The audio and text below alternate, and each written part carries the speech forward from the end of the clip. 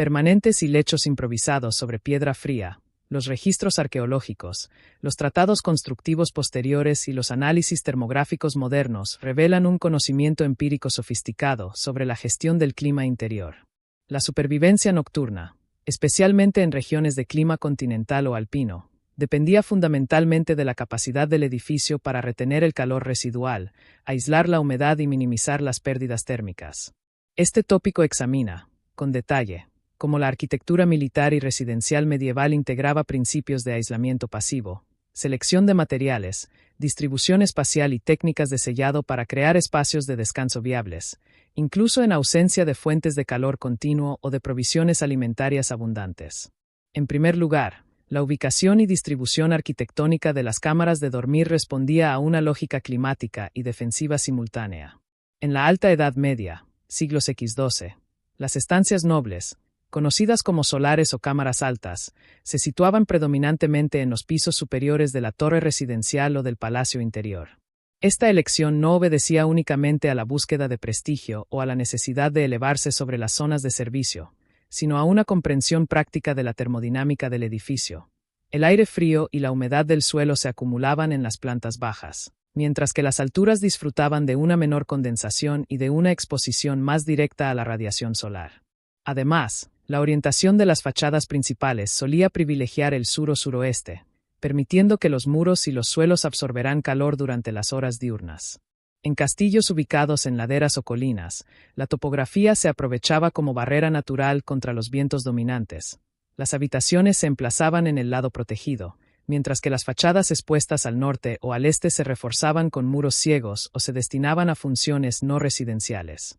Esta jerarquización espacial no solo optimizaba la defensa, sino que generaba microclimas diferenciados dentro del mismo recinto, donde las zonas de descanso se beneficiaban de un entorno más estable y seco. El segundo pilar del aislamiento térmico radicaba en los materiales de construcción y en sus propiedades intrínsecas. La piedra, material predominante en la arquitectura castellana medieval, posee una elevada inercia térmica. No es un aislante en el sentido moderno, pero actúa como regulador pasivo de temperatura. Muros de piedra caliza, granito o arenisca, con espesores que oscilaban entre 1,5 y más de 3 metros en las torres principales, absorbían lentamente la energía solar durante el día y la liberaban de forma gradual durante la noche. Este desfase térmico, que podía alcanzar entre 8 y 12 horas, suavizaba drásticamente las oscilaciones entre el día y la noche. Para complementar esta masa térmica, los constructores utilizaban morteros de cal hidráulica o aérea mezclada con arena, y en ocasiones incorporaban fibras orgánicas como paja, ceniza volcánica, estiércol seco o incluso pelos de animal en las capas de revestimiento interior. Estos añadidos no solo mejoraban la adherencia y la flexibilidad del mortero, sino que introducían microcámaras de aire que reducían la conductividad térmica. Los suelos, por su parte, rara vez eran de piedra desnuda en las zonas nobles. Se cubrían con tablones de roble o castaño, sobre los cuales se extendían capas compactas de juncos, helechos secos, paja o hierbas aromáticas. Estos rellenos vegetales actuaban como aislantes naturales, amortiguaban el frío ascendente y absorbían la humedad residual, mejorando notablemente la sensación térmica bajo los pies.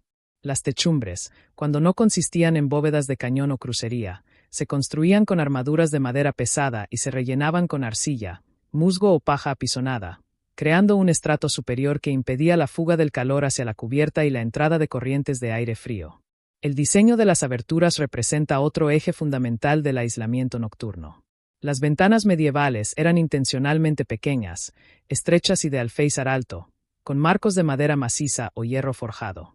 Antes de la generalización del vidrio plano, siglo XV en adelante, los vanos se cerraban con paños encerados, celosías de madera entrelazada, cuernos de animal tallados hasta la translucidez o, en las regiones más frías, con placas de yeso fino impregnadas de aceites vegetales. Estos elementos permitían el paso de luz difusa, pero reducían drásticamente las pérdidas por convección y radiación. Al anochecer, se desplegaban contraventanas de madera gruesa, ajustadas con pasadores de hierro y selladas en los bordes con trapos viejos, lana cardada o musgo húmedo que, al secarse, se expandía y cerraba las rendijas. Las puertas de las cámaras privadas eran igualmente robustas, de doble hoja en muchos casos, y se reforzaban con antepuertas o cortinas de lana pesada que colgaban de barras de madera o hierro. Estas cortinas, a menudo teñidas con pigmentos vegetales y bordeadas con cintas, funcionaban como un segundo cierre térmico y acústico, evitando la entrada de corrientes de aire y amortiguando los ruidos del patio o de la guarnición. En castillos de zonas nórdicas o de alta montaña, se documentan soluciones arquitectónicas más elaboradas, como dobles muros con cámara de aire rellena de paja, techos inclinados con aleros profundos que protegían los paramentos de la nieve acumulada, y falsos techos de madera que separaban la estancia del desván, donde el aire frío se estancaba. Las estrategias pasivas de climatización completaban este sistema arquitectónico. La ventilación, lejos de ser un problema resuelto con aperturas permanentes, se gestionaba de forma estacional y horaria. Durante el día, se abrían las contraventanas orientadas al sol para permitir la entrada de luz y calor. Al atardecer, se cerraban herméticamente todas las aperturas exteriores. En los castillos con patios interiores o claustros, se aprovechaba el efecto chimenea. El aire caliente ascendía por las escaleras de caracol o por los huecos de ventilación superiores, mientras que el aire fresco entraba por rendijas bajas, creando una circulación suave que renovaba el oxígeno sin generar corrientes directas sobre los lechos. La disposición de las estancias en torno a corredores internos o a muros de carga continuos actuaba como amortiguador térmico, reduciendo la superficie expuesta al exterior. Además, la arquitectura medieval integraba elementos de sombreado y protección solar natural, pérgolas de madera, enredaderas en verano y muros gruesos que proyectaban sombra en las fachadas sur durante los meses cálidos, pero permitían la entrada de sol bajo en invierno. Todo ello demuestra que el confort nocturno no dependía de la generación activa de calor, sino de la gestión inteligente de la energía térmica ya presente en el edificio y en el entorno. Es crucial destacar que estas condiciones no eran uniformes para todos los habitantes del casteló. La nobleza, el señor feudal y su familia inmediata ocupaban las cámaras mejor orientadas, con mayor masa térmica, mejor sellado y acceso a recursos complementarios como alfombras tejidas, colgaduras de lana, lechos elevados sobre estrados de madera y mantas de piel de oso, lobo o ciervo.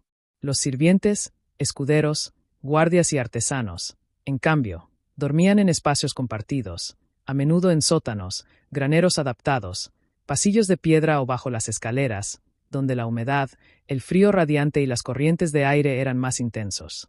Esta diferencia no era únicamente un reflejo de la jerarquía social, sino también una consecuencia práctica de la asignación de recursos y de la priorización de la seguridad y el descanso de los mandatarios.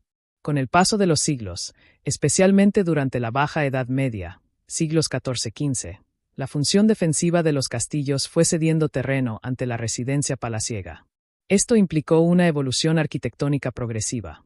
Las ventanas se ampliaron, se introdujeron vidrios de plomo con patrones decorativos, se mejoraron los revestimientos interiores con yeso pintado y se desarrollaron chimeneas de tiro mejorado.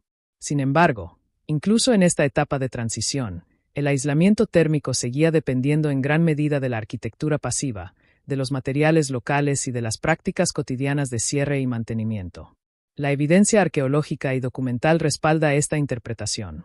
Estudios termográficos realizados en castillos bien conservados de Francia, Inglaterra, la península ibérica y el centro de Europa han demostrado que, en condiciones invernales típicas, las temperaturas nocturnas en las cámaras privadas podían mantenerse entre 6 y 10 grados centígrados por encima de la temperatura exterior, gracias a la combinación de inercia térmica, sellado de rendijas y capas aislantes naturales.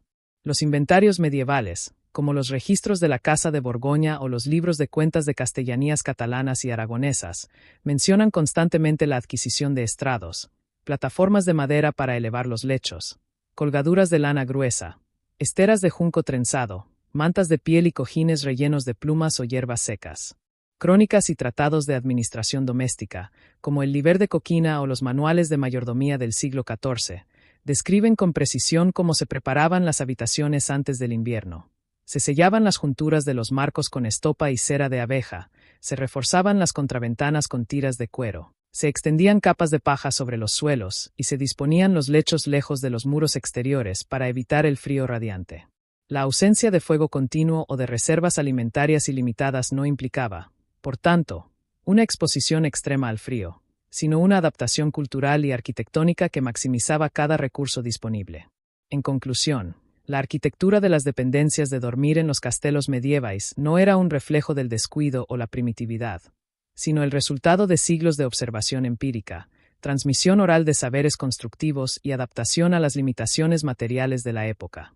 Los constructores medievales desarrollaron un sistema integrado de aislamiento pasivo que combinaba masa térmica, selección de materiales porosos y fibrosos, cierre hermético de aberturas, distribución espacial estratégica y mantenimiento estacional riguroso.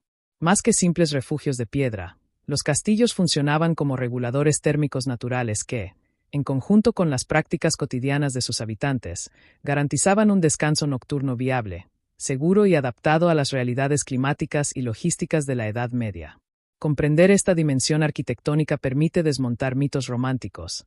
La supervivencia nocturna en los castillos medievales, especialmente durante los meses de invierno, no dependía exclusivamente de la presencia de una lareira encendida o de un fuego constante que alimentara la estancia. La discontinuidad del suministro de leña.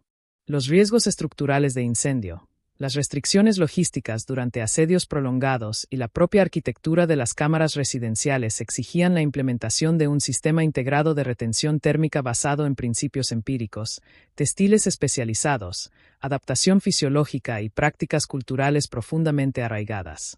Este tópico explora cómo los habitantes de los castillos medievales desarrollaron estrategias sofisticadas para conservar el calor corporal y ambiental sin recurrir a una fuente de fuego permanente, transformando la ausencia de calor activo en un desafío resuelto mediante la gestión inteligente de la energía térmica ya generada o absorbida durante el día. Uno de los pilares fundamentales de este sistema era la creación de microclimas cerrados dentro de las propias habitaciones. Los lechos medievales rara vez quedaban expuestos al aire libre de la cámara. Por el contrario, se inscribían en estructuras de madera conocidas como camas con dosel, camas de cortinas o camas de estrado, cuyas funciones trascendían lo decorativo para convertirse en auténticos aislantes térmicos móviles. El dosel superior, a menudo cubierto con telas de lana gruesa, terciopelo o brocado, impedía que el aire frío descendente desde el techo se estancara sobre los durmientes. Las cortinas laterales, pesadas y a veces forradas con pieles o rellenas de fibras cardadas, se cerraban herméticamente antes de acostarse, creando una envoltura casi estanca que retendía el calor corporal y la humedad respiratoria, generando un ambiente interno significativamente más cálido que el resto de la estancia. En los castillos del norte de Europa y en las regiones alpinas, estas cortinas se reforzaban con tapices murales que no solo narraban hazañas o simbolizaban linajes, sino que cumplían una función termorreguladora crítica. Las grandes piezas de lana tejida, a veces de varios centímetros de grosor, se colgaban en los muros perimetrales para reducir la pérdida de calor por radiación hacia la piedra fría y amortiguar las corrientes de aire infiltradas. La combinación de tapicerías verticales y cortinas de lecho configuraba un sistema de caja dentro de caja que multiplicaba la eficiencia del aislamiento pasivo. La composición de la ropa de cama y los materiales de relleno respondían a un conocimiento empírico avanzado sobre las propiedades térmicas de las fibras naturales. Los colchones medievales, conocidos como jergones o colchones de paja, se confeccionaban con capas superpuestas de paja de centeno, avena o trigo, a las que se añadían, según la categoría social, lana cardada, plumas de ganso, plumón de pato o incluso musgo seco y hierbas aromáticas como lavanda o romero. La paja, aunque rudimentaria, presentaba una estructura hueca que atrapaba bolsas de aire estático, actuando como un excelente aislante contra el frío conductivo del suelo o de la tarima. La lana, por su parte, poseía la capacidad única de absorber humedad sin perder poder aislante, lo que resultaba crucial en entornos donde la condensación nocturna era inevitable. Las mantas y cobertores se disponían en capas estratégicas. Primero una sábana de lino, que regulaba la humedad corporal y evitaba el contacto directo con materiales más ásperos, seguida de una manta de lana cruda o afieltrada, y finalmente una o varias mantas de piel de animal, oso, lobo, zorro, ciervo o incluso oveja, con el pelo orientado según la estación. Esta técnica de estratificación térmica permitía ajustar el nivel de calor sin necesidad de añadir fuentes externas, y se basaba en la observación de que múltiples capas finas retienen mejor el calor que una única capa gruesa, al crear múltiples interfaces de aire quieto entre ellas. La indumentaria nocturna constituía otro eje esencial de la retención calórica. Contrario a la creencia moderna de que se dormía con ropa mínima, la práctica medieval favorecía el uso de prendas específicas diseñadas para minimizar la pérdida de calor durante el sueño. La camisa de dormir o camisón, confeccionada en lino o lana fina, Se llevaba ajustada pero holga en las articulaciones para permitir la circulación. Sobre ella, en épocas de frío extremo, se añadían calzas de lana, medias gruesas, guantes sin dedos o mitones, y siempre una cofia o gorro nocturno que cubría la cabeza y las orejas. La pérdida de calor por la coronilla es significativamente alta en reposo, y la cofia, a menudo forrada con franela o lana, actuaba como un regulador térmico esencial. Los textiles se elegían por su capacidad de gestionar la humedad. El lino absorbía el sudor nocturno y lo liberaba lentamente, evitando la sensación de frío húmedo que produce la evaporación rápida sobre la piel.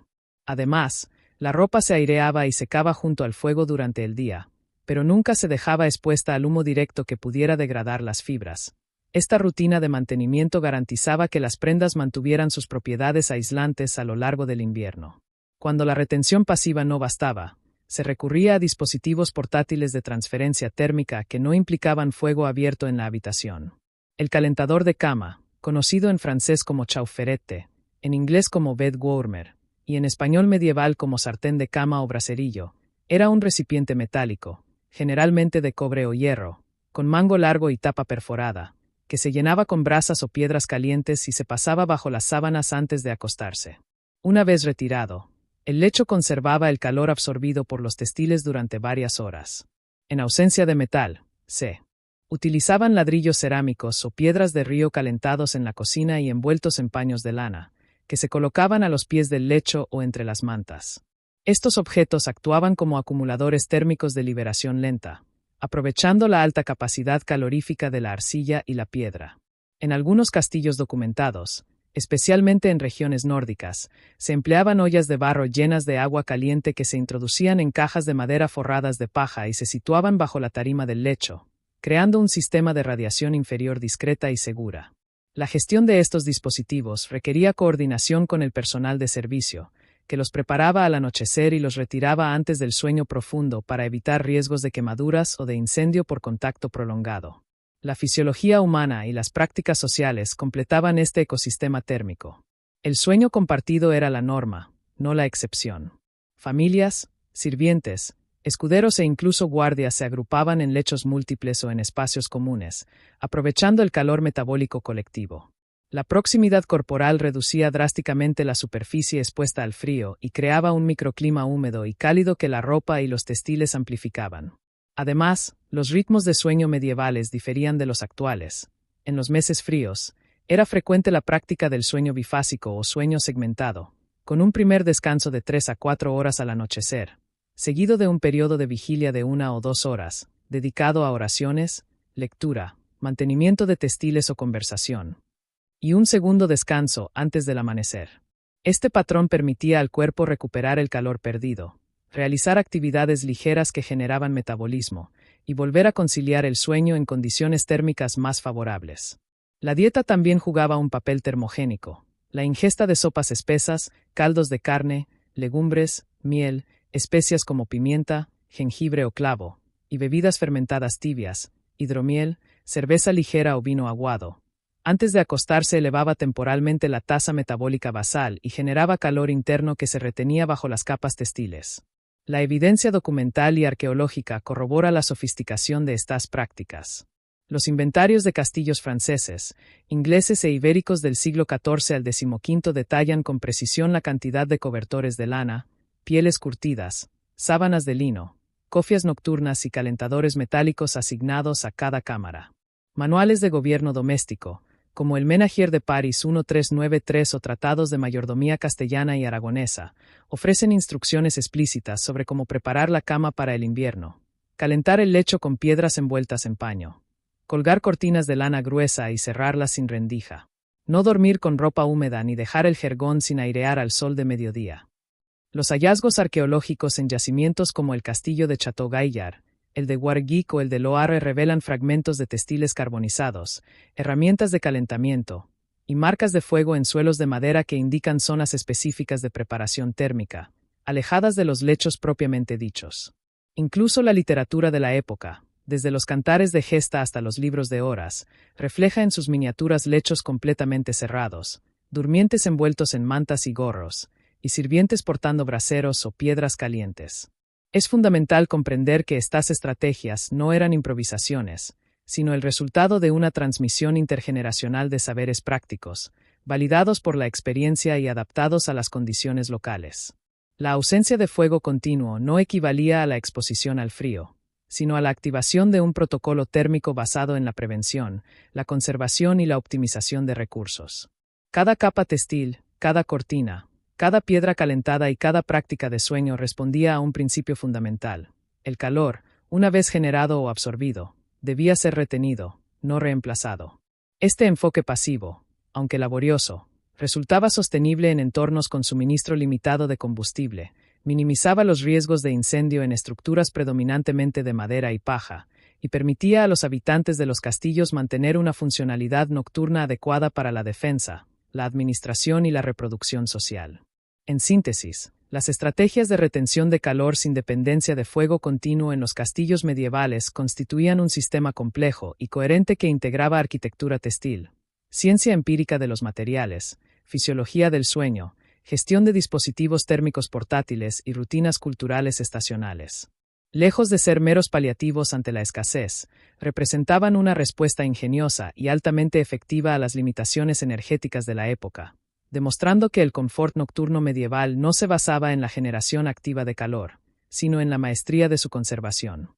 Este conocimiento, transmitido a través de la práctica cotidiana y documentado en fuentes históricas diversas, revela una dimensión de la vida medieval frecuentemente subestimada: la capacidad de transformar la restricción en innovación y el frío en un desafío resuelto mediante la inteligencia material y la disciplina colectiva.